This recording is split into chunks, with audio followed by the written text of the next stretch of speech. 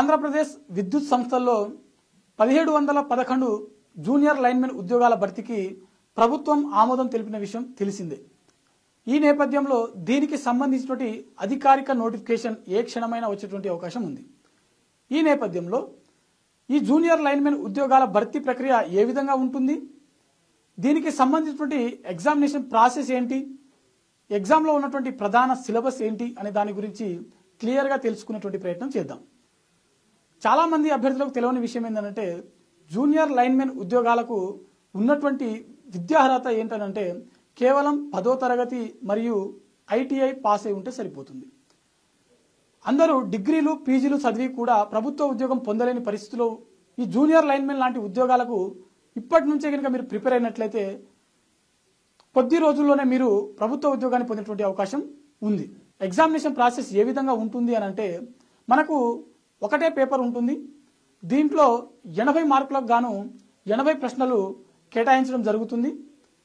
ఇది ఇంగ్లీష్ మరియు తెలుగు భాషలో నిర్వహించబడేటువంటి ఒక ఆబ్జెక్టివ్ టైప్ క్వశ్చన్ పేపర్ అన్నమాట. ఇదే ప్రిలిమినరీ మరియు ఇదే మెయిన్స్ అన్నమాట. దీంట్లో అధికంగా పొందినటువంటి మార్క్స్ పొందినటువంటి అభ్యర్థులు ఎవరైతే ఉన్నారో వారినే తుది ఎంపికగా నిర్ణయించడం జరుగుతుంది. ఎవరైతే ఈ ఎగ్జామ్ క్వాలిఫై అవుతారో వీరికి ఫిజికల్ టెస్ట్ అంటే పోల్ క్లైంబింగ్ టెస్ట్ అంటే స్తంభం ఏదైతే ఉంటుందో ఆ స్తంభాన్ని ఎక్కి మరియు దిగాల్సినటువంటి ఒక టెస్ట్ అనేది నిర్వహించడం జరుగుతుంది.